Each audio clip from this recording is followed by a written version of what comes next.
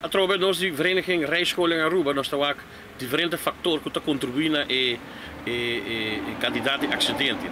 De outro fator que tem rol, por exemplo, é que a rijbewijs do sistema bio. Wanneer para o sistema bio eigenlijk examen tem uma qualidade inferior. Não a preparar e não dar resultado de maneira DPCR. Nós temos outro fator também que hoop je dat corrigir rijbewijs, que não tem conhecimento de lei vigente. Nós temos também outro fator de hoop estrangeiro também aqui na Câmara de rijbewijs a base de tratado, pero nós estamos por promover para ok, também tem direito de cambiar em verdade, pero trata de vai curso para tal de lei vigente, pessoal.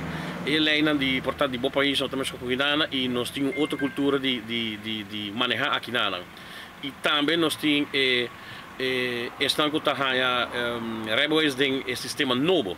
O problema que nós temos de sistema novo, mas como sabe, o departamento de examenbureau não pode dar uma cifra ou algo, uma informação que tem impacto de sistema novo, que quase nós estamos bezig 4 ou 5 anos com ele. E também mas negociar nossa bisecaba de imprensa que nossa a quita e sustém para o exame, a credibilidade do exame door que tem fator que nós sabemos ok, nós não podemos manter mais a credibilidade do exame e a integridade do exame.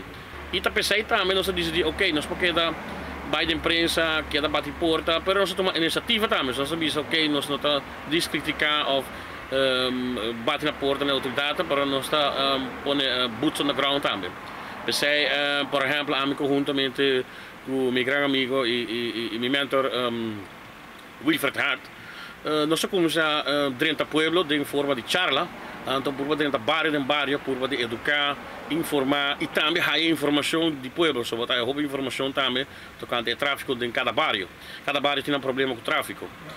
Dus maar neem te waken die hoop factoren te hun rol. Que men nota cursos e também está por conscientizar a gente tráfico seguro não está que de uma pessoa, sino de nós todos. Cada de nós tem que trabalhar de uma maneira ou outra.